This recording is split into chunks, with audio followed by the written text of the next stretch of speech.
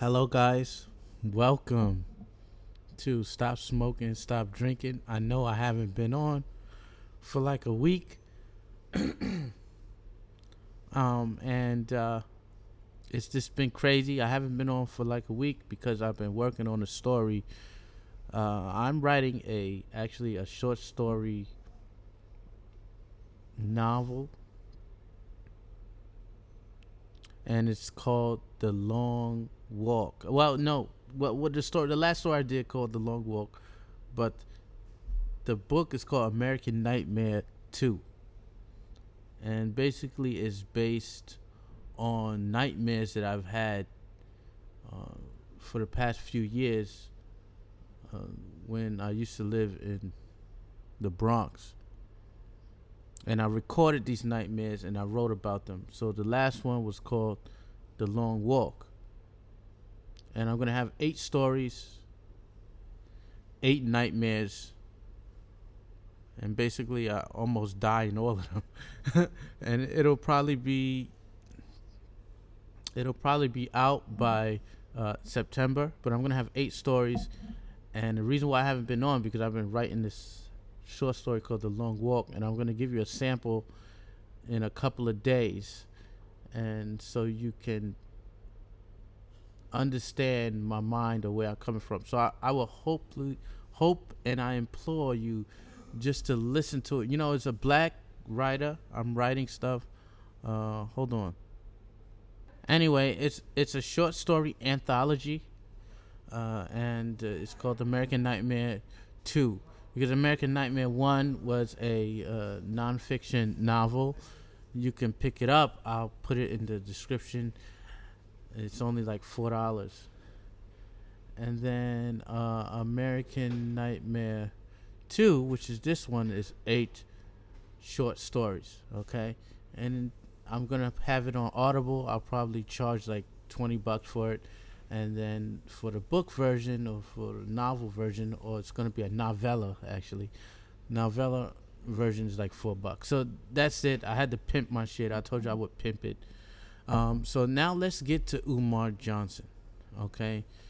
And his latest shenanigans. I know they're not latest to you because other people have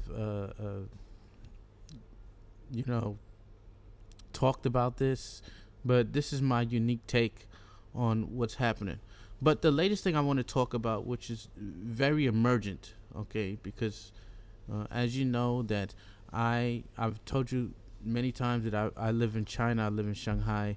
It's kind of almost near the epicenter. It's about like 600-700 miles away. Yeah, we going through it. I'm a foreigner here. I've been here for a very long time. China's going through it. Now America's going through it. I do have like another YouTube channel. I'm not gonna say because I just don't want to mix paints and shit. So I'm not gonna say. But if you know me, you'll find it. If you don't, then oh well, you know. So what I want to say is that this is something that's very important, okay? Especially for Americans and Black Americans. And this does involve Umar, because I feel that Umar Johnson is very irresponsible. And why do I say he's irresponsible? The reason why I say he's irresponsible is he hasn't said anything about this virus. He keeps on having these hyena yelps. So he's having a 50 state Gravesite tour. Right? So this guy's having a 50 state Gravesite tour, a 50 state Bum Shakalaka tour, a 50 state Bumper Clot tour, which I mean bum like a bumper clot. So you're having a 50 state Bumper Clot tour, and where he has a whole bunch of people gathering together without masks, without any kind of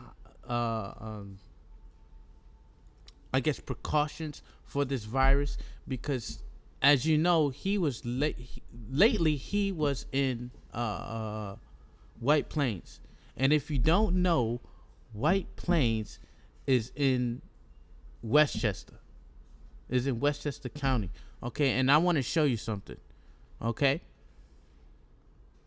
Okay, I'm not going to even click on it. Okay, but you can see New York City has jumped to 421 cases. It's probably more than that. It's going to be in the thousands. I can tell. I know. I have the experience. I'm in Shanghai. I'm in China. I saw how it rose. Okay, those cases in New York is going to be like Italy. So it's not going to be 400 cases. The whole of New York, by the end of this month, will have 4,000. We'll have thousands of cases. I know this. No matter what you do, it will have thousands of cases. You can count New York as like the country of Italy right now. That's basically what it is, because they were too late in taking precautions. You know, things. Whatever political side you're on, you're gonna have your opinions or whatever. I'm not gonna talk about politics. This is semantics or whatever. Okay, but what I'm going to say is that there are 100. There were. This says New York has 173 cases of coronavirus. This was a while. This was like 3 days ago. Now it's 400 and something. Okay, so you know that these 108 cases in Westchester County has risen. Where do you think White Plains is? White Plains is in Westchester County. And didn't Umar Johnson just have his hyena Yelp in Westchester County, in White Plains?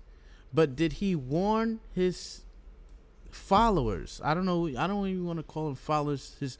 The people he duped, and they had like 25 people there. I don't know how many people, 25, 30 people in a gathering there, and he's doing one of his hyena Yelps. Did he tell them to put on a mask? Did he tell them to bring some sanitizing liquid or something? Did he even attempt to educate the people that are coming to his hyena Yelps on the coronavirus? No, he did not. He doesn't give a shit. And the reason why he doesn't give a shit is because he only wants money from you. That's all he wants. You are a paycheck. So you go inside one of his hyena Yelps. He locks the doors in the Thomas H. Slater Center. He locks the doors. And then he commences to get your credit card information, all this other type of information from you. And so when you have this recurring bill and then you want to stop it, it's not going to be able to be stopped, because the way he does it, you'll just keep paying like indefinitely. He don't care if you catch coronavirus, because if he did, he would have said something. But you see nothing of him saying anything, because why? Why doesn't he say anything about the coronavirus? Let me tell you the reason why. And this should be fairly obvious. The reason why he's not saying anything about the coronavirus, because if he spoke about it, why doesn't he speak in a conspiratory way about the coronavirus, as he's been speaking in a conspiracy about Kobe Bryant? He was all up in that ass about Kobe Bryant, about how they killed Kobe Bryant, about all this kind of thing about Kobe Bryant, about how it was a setup by the NBA on killing Kobe Bryant.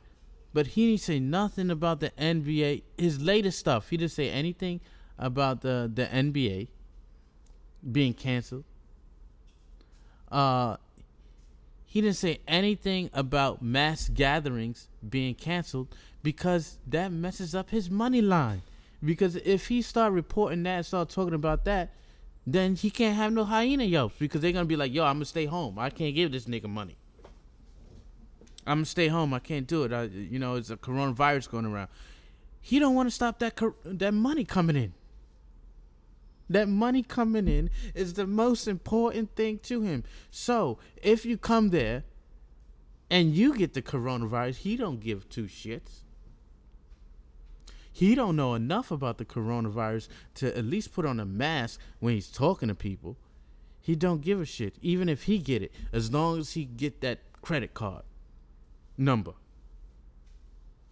That's the only thing that matters to this man, is that money, is them donations. Run them goddamn donations. run them goddamn donations coming out your pocket.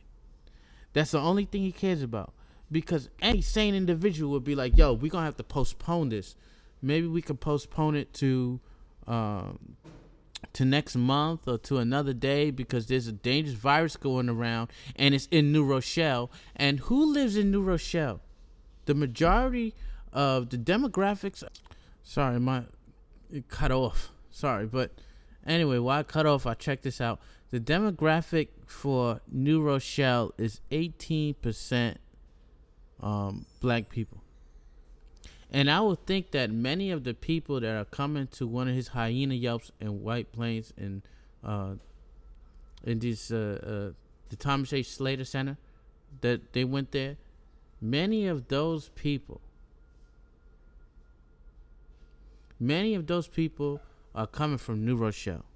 Because I was in the group home system in White Plains, and like 2 of the group home counselors came from New Rochelle. So some people can be native of New Rochelle and then come to live in White Plains. But everybody that's going to see Umar Johnson is black. He has not spoke with these people about the coronavirus, about how dangerous it is. He doesn't give a shit. All he cares about is the money that he can drain from you. Because if he really cared, he would be like, yo, nah, we can't have it now. Let's change it to the summertime. Because if he's saying that there's 100 people and all this coming to his hyena yelps, 100, 150 parents, now everything is then shut down. So how are you going to have these hyena yelps if gatherings of more than like 50 people is kind of strongly prohibited? Why is he putting your life at risk? Because of course there are going to be more hyena yelps around the United States, because he's not even halfway done. He got these things booked across the board. So you still having these hyena yelps when you know that there's a dangerous virus rampaging that has a freaking probably like 8% mortality rate. It's like a 7% to 8% mortality rate, and you still having these things. You still having these get-togethers. You still having these shindigs from people you don't even fucking know. You don't know any of these people, but you're willing to have them come around you. Because right now, to tell you the truth, who gives a shit about the NIBPA when all the schools are shut down anyway? All the schools going to be shut down for like 3 months. I'll tell you that right now. So all the schools are going to be shut down. Excuse my language. I'm sorry I'm cursing. I'm just pissed off. Because this is something that he should know. You should know better. People should know better. They putting themselves at risk. They're putting their children at risk. These people that believe in Umar Johnson. And I listened to Afro Svengalis, and he's not a cult because he's too stupid to be a cult leader. Okay, he's just a scam artist. I agree with that. So, I had assessed him as a cult leader, but when you think about it, when I looked at Afro Svengali, he's not a cult. Okay, he's a scam artist. That's all he is. And he doesn't care about you. He doesn't care about your health. He doesn't care about your children, because if he did, he would have canceled everything right now. He would have been like, all right, everything got to be canceled. There's a dangerous virus. And like I said, no one cares about this NIBPA right now. Why? Because the kids are not going to school now. Now you're going to have, they're going to be doing distance learning, one, or you're just going to be asked to do this kind of homeschooling, which I do with my children. So my children haven't skipped a beat. Even though school is out, I've done homeschooling. If you want to do homeschooling, I recommend a website that's very good. I pay about $5,000 a year for the curriculum, but they got free ones too. You just got to keep on a schedule. They got free ones. K12.com. It's education for your children. They got free schooling too, but I pay for private ones on this one, and I teach her everything. Me and my wife teach our daughter and son everything. Okay? So you don't need people like Umar Johnson telling you what you should and shouldn't do, blase, blase. How is this guy telling you what you should or shouldn't do when he don't take care of his own goddamn kids? He don't take care of none of his kids. In this one, he talks about discipline. Okay, so let's watch this thing where he talks about discipline. But and here's another thing, and this is something that Creole, I really forgot her name. Her name is Creole, Angel Pasta Creole, all right? Very beautiful woman. Wow, love it. Okay, Creole Angel Hair Pasta. What did she say? And it stuck with me when she said this. It stuck with me for a long time. I can't get it out of my head. This guy's willing to sit on park benches.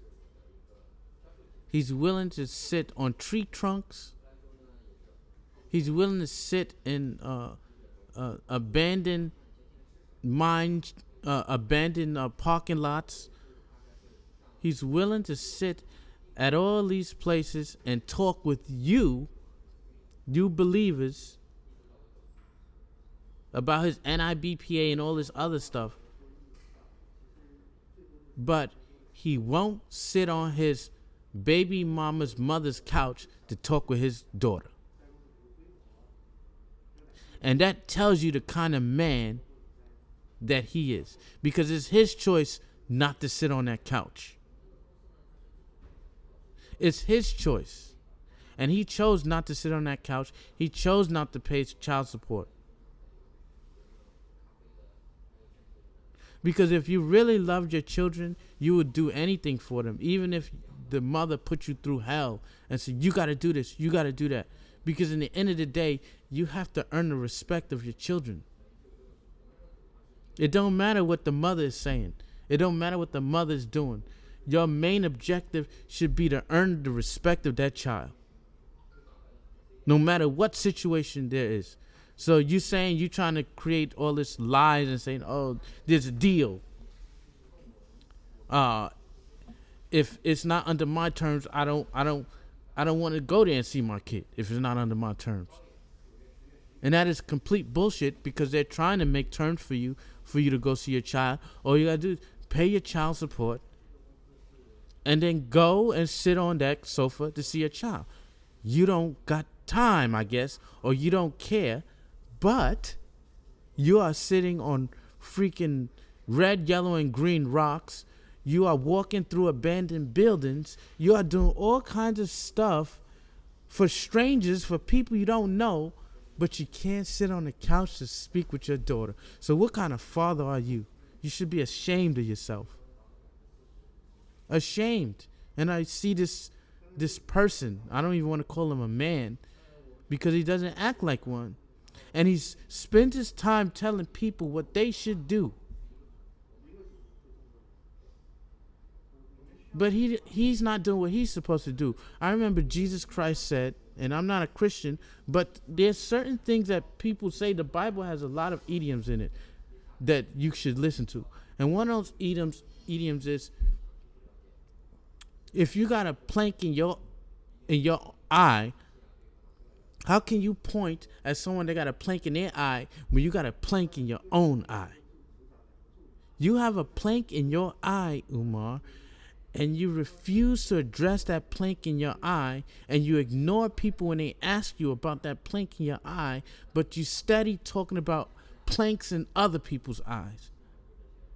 So how can we as a community, how can I as a person, as an individual, take you seriously? How can I even take you with a grain of salt? Because a lot of the things you say, you don't mean it. You're just saying stuff out of your mouth. They don't mean anything. They really have no substance. So we're going to hear what he says right now about responsibility and some other surprising news that he says. So here it is. Any discipline, you cannot teach it.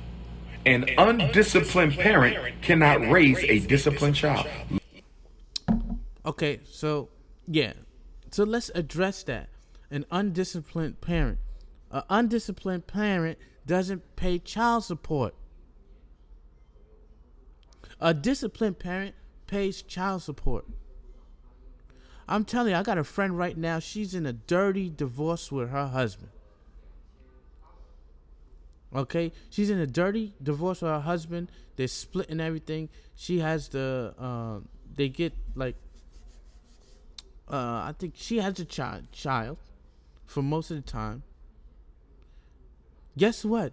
The guy pays child support every month. He pays. He hates her guts, but he pays child support because he wants the child to respect him. And how do you get a child to respect you when they can't see you that often? You pay the child support, you be there on time for the visits, and you be something in your child's life. You understand what your child wants. This guy probably doesn't even know his child's name, let alone go and sit on the couch to talk with his child.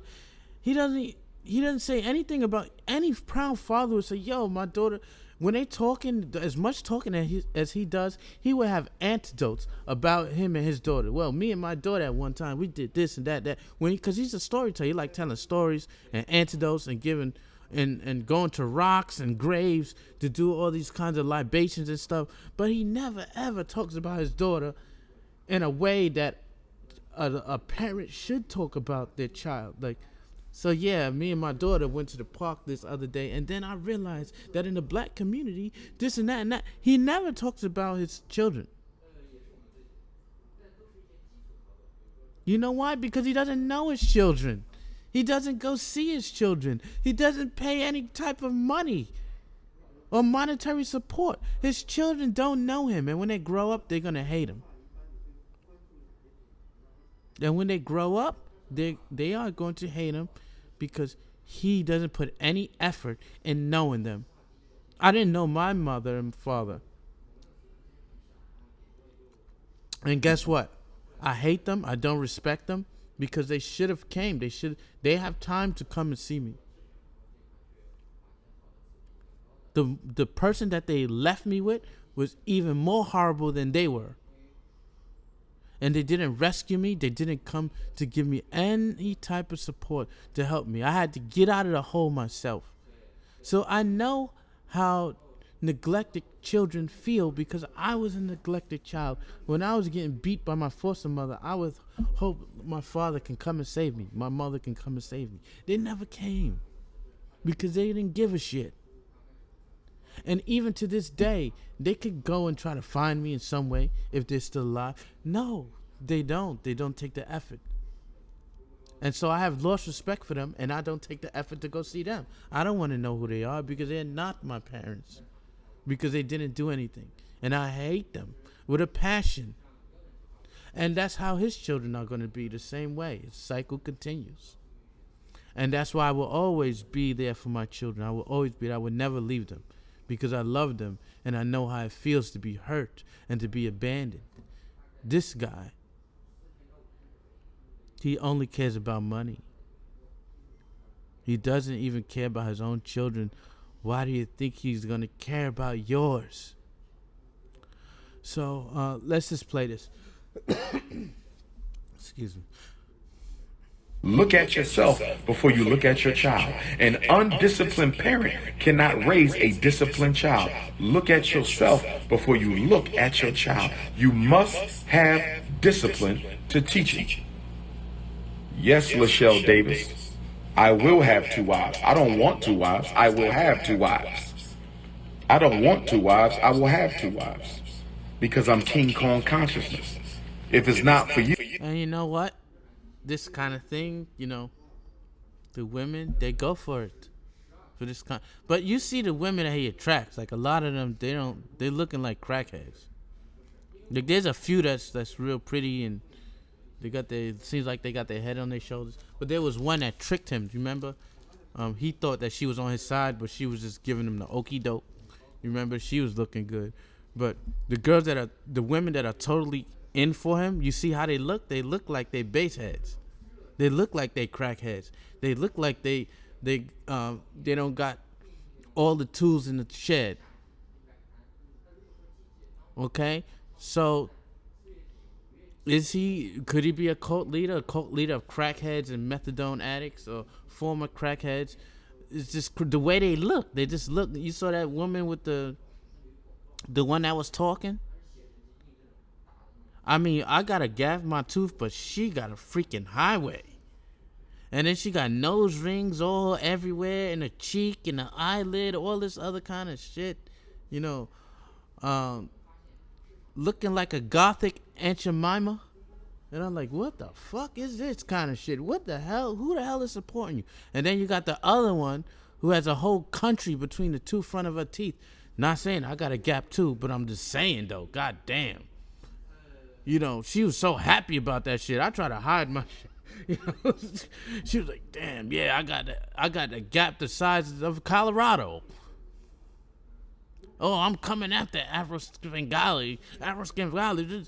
She got these little kooks that go for him. That's because the baby's fathers then left them because they a nut job, and they vicariously live through him, and he plays off this stuff. He plays off of it, and they go and see him. They probably still go and see him now, and they too dumb to put on masks and bring they too dumb not to even come to one of these hyena yelps. So that's just what it is. You don't submit an application. That's all. To each his own. If you don't want to be, I'm gonna let it play. I'm gonna go back. But one more thing I should address, you should see, is the fact that he got all these goddamn moles all over his skin. It's like he got some kind of disease. He got moles everywhere. He got cold sores on his lip. He has dirty hands. You remember he went to the bathroom, took a piss, didn't wash his hands, flushed the toilet, didn't wash his hands, and then came back and then start talking to you about whatever. So you know he's disgusting. His feet and hands are probably disgusting. I can only imagine what his feet looks like. I'm sure they're decrepitly disgusting. Okay, his fingers, they're nasty. Okay, he got all these moles all over him, like he got some disease. You know, it's like the bubonic plague. This hit Umar Johnson. Right? He's not a very clean person, so of course he wouldn't care if the coronavirus were coming because he's not sanitary himself. So let's play it. Discipline, you cannot teach it. If you don't have any discipline, you cannot teach it. An undisciplined parent cannot raise a disciplined child. Look at yourself before you look at your child. An undisciplined parent cannot raise a disciplined child. Look at yourself before you look at your child. You must have discipline to teach it. Look at his fingers. Yes, Lachelle Davis. I will have 2 wives. I don't want 2 wives. I will have 2 wives. Who would marry you? I don't want 2 wives. I will have 2 wives. Disgusting. Because I'm King Kong conscious. Look at his tits. If it's not for you, don't submit an application. That's all. He's fat. To each his own. He has no discipline. If you don't want to be a Christian, don't go to church. If you don't want to be a Muslim, don't go to the mosque. If you don't want to be a Hebrew, don't go to the temple. If you don't want to be a Pan-Africanist, don't come to the House of Garvey. If you don't want to be a co-wife, don't try to get to know Dr. Umar on a personal level. Oh, good. Don't. Please don't. Because he's unsanitary. He's disgusting. Okay? There's a virus going on. Don't go and see this guy. What is wrong with you, black people? What is wrong with you? What is inherently wrong with some of these people here? There's a virus going on, and you're going to one of the most disgusting individuals on the planet. He don't got a house to live in. He lives in his car. He owns an abandoned bomb shelter, and Afro Senegali already gave you the dip. She already gave you the dip that it's hazmat. It's hazmat central. You need hazmat suits to get up in there. When the coronavirus is here, where do you think it's going to be? It's going to be in places like that because you know why? Because you're going to have all these homeless people in Delaware going in a,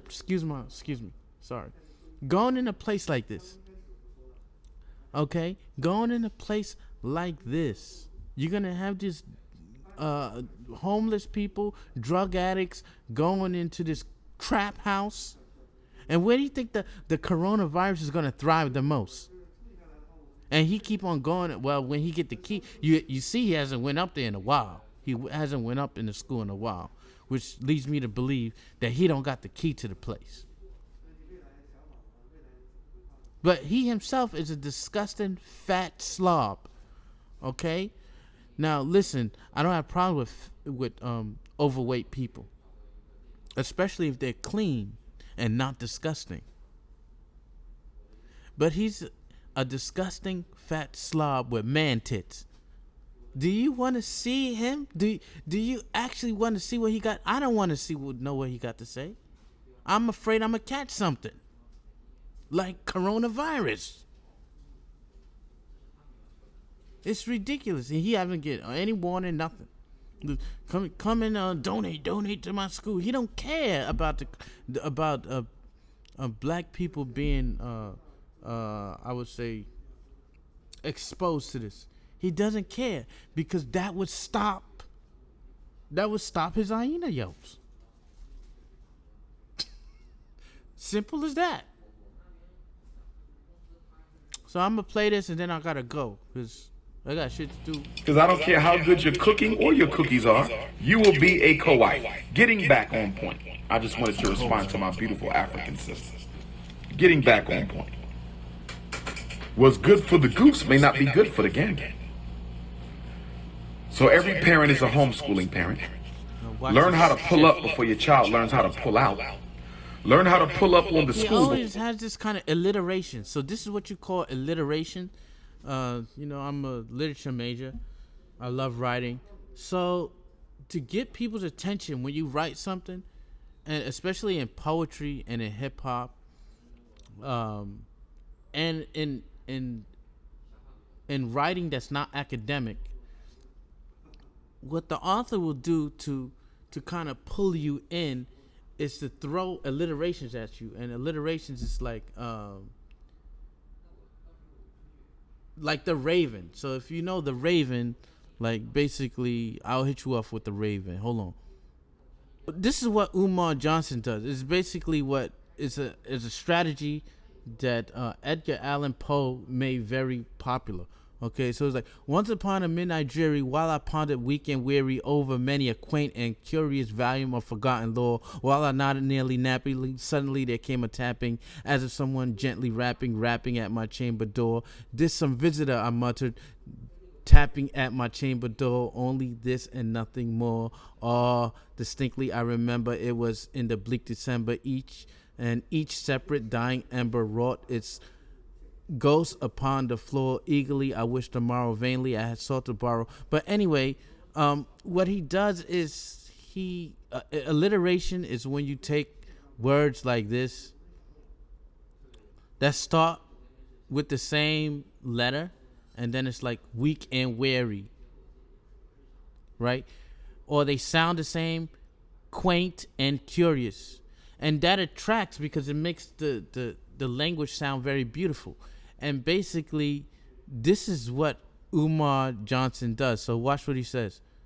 Back on point. I just wanted to respond to my beautiful African sister. Getting back on point. What's good for the goose may not be good for the gander. Oh, there you go. What's good for the goose is good for the gander. The same thing what Edgar Allan was good for the goose is good for the gander. And stupid people will get hooked onto that, right? So every parent is a homeschooling parent. Learn how to pull up before your child learns how to pull out. Okay, learn how to pull up before your child learn how to pull out. Basically, it's like a ghetto form of Edgar Allan Poe. Like some pimp, some pimping hustler that knows the gift of gab. Okay, this Afro Skingali does it a lot. It attracts people. She does it in a very intelligent way, and where like a felonious fraud, a homeless hotep. I do it too, So he does it. Excuse me, I'm drinking a beer right now. So he does it in this kind of way to try to attract dumb people. What's good for the goose is good for the gander. Learn how to pull up before he pull out. And when he first said that, I was like, learn how to pull up before he pull out. Well, does that mean that learn how to get to the school and educate him before he goes and, ejaculates inside a girl and doesn't pull out or whatever? So that's what I first thought, and then he clarified and said before he pulls out of school or whatever. But I'm like, this is the thing that kind of like attracts people, is kind of, he has some semblance of beautiful language, but he uses it in the wrong way. Like he kind of abuses and makes the language dirty. And this is one of the reasons why I don't like Umar. This is one of the main reasons why I don't like him. Afro Svengali doesn't like him because he falsifies his credentials to say that he's a psychology care worker or something like this, when he's actually not. I really don't like him because he abuses the beautiful English language to his own benefit, and he's fraudulent in it. He kind of ghetto sizes the language of, the language that I paid money and I went to school for, and he ghetto sizes it to make it like you pull up and pull out. It's good for the goose, it's good for the gander. He had a few lessons in probably literature, and then he put string some words together, and he listened to some hip hop from Cassidy in Philadelphia, and then he makes his own style of Umarisms, which just makes black people look really stupid. Because a lot of what he says has no substance, but you have a whole nation of black folks, a whole community, or a whole gaggle, what they say, a bunch of people together of black folks that believe in this freaking nonsense. It's like nonchalant nonsense that anybody can make. He hasn't done anything for the community at all. I don't know anything that Umar has done that benefits the black community. Nothing. Except run his fucking mouth over and over. Just run his mouth. He doesn't produce anything. There is no substance to what he produces. So all it is just jigglypuff. That's what I call Umar Johnson's words. They're jigglypuff. And if you ever played Smash Brothers, you will understand what I'm talking about. They're jigglypuff, just air. It doesn't mean anything. It's just shit on crackers. Okay? Shit on crackers, that's all it is. Learn how to pull up on the school before your child learns how to pull out of school. You are also responsible for the discipline problems that your child takes. And then look at his you don't notice, but I notice a lot. It's like, you ever play Mike Tyson's Punch Out? And because if you old school like me, like in Nintendo, they had Mike Tyson's Punch Out. And Mike Tyson's Punch Out, you knew when to punch him when he blinked. So he would blink and and you were like, left, right, left, right, left, right, left, right. You could just run the same okie doke on him, because that was the part where you like, there's a tell, right? So there's a tell in Mike Tyson's Punch Out where you could get him when he start blinking. The same thing with Umar. When he start talking this dumb shit, you can tell when he start blinking. Okay, and look at his future stuff. When he start running that okie doke and he start talking some bullshit, he start blinking fast. Okay. What's good for the goose may not be good for the gander. So every parent is a homeschooling parent. Learn how to pull up before your child learns how to pull out. Learn how to pull up on the school before your child learns how to pull out of school. You are also responsible for the discipline problems that your child takes to the school. You are also responsible for the discipline problems that your He's child just talking takes to the air. school. Number 4, stop signing paperwork before you read it. This is common Stop sense to signing. any person, not only parents. You know, he's just giving you bullshit that you're gonna pay $50, $60 to supposedly in asterisk learn, but you're not learning anything. He's just telling stuff that people already common sense knows. Anyone knows that if somebody gives you a contract, you don't sign it right there. You go back home and you look it over. This is nothing new. Why are you paying $60 for this? You can get it for free online. Signing paperwork before you read it. Stop going into the school, letting them shove papers in your hand, and you Look at all start the moles signing on the his hand. You got papers, some and you never even read the paperwork. How in the hell can you sign a paper Disgusting regarding things. your child that you did not read? Help me understand Okay, that. and then this kind of helped me understand. This is all from his mother. This is black female pathology. This is not to get on you black female, but there's some women that do that. That when they speak, they do this. I said this, blah blah blah blah. That's how a woman talk. How can you do that? And then he uses his hand. How can you do that? This is woman shit. Why does he do that? Because he's been around scamming women for all the time. And so he takes cues from that. And that's why I think a lot of black women like him, because of the fact that he takes mannerisms from black women and he acts in a certain way, and black women can relate to that. This is the reason why they like Tyler Perry. A lot of black women like Tyler Perry because Tyler Perry takes mannerisms from black women and he uses them to his advantage. So you got Umar Johnson with the gift of gab. It's the ghetto Edgar Allan Poe. Okay, the mannerisms from black women, the kind of the rap talk from the hip hop talk from kind of like Cassidy, because he was born in Philadelphia. These guys coming from Philadelphia, from Beanie Siegel, they have the gift of gab. They know how to entrance you with words. Okay, and that's all from Hustling on a Block, and I know how it is from Hustling on a Block and American Nightmare Part 2. You will understand that I know the okie doke. Okay, so when I see him, I say, yeah, that's the okie doke from 183rd in the Bronx. I'm from the Bronx. I'm not from Philadelphia, guys, but the okie doke is the same almost everywhere you go. Chicago, Philadelphia, New York. The true hustlers, the true people who've been out in the street, who know that, we know the okie doke. Leonard Honor, when he talks about, don't talk that tough Tommy talk, you can tell he been around the block.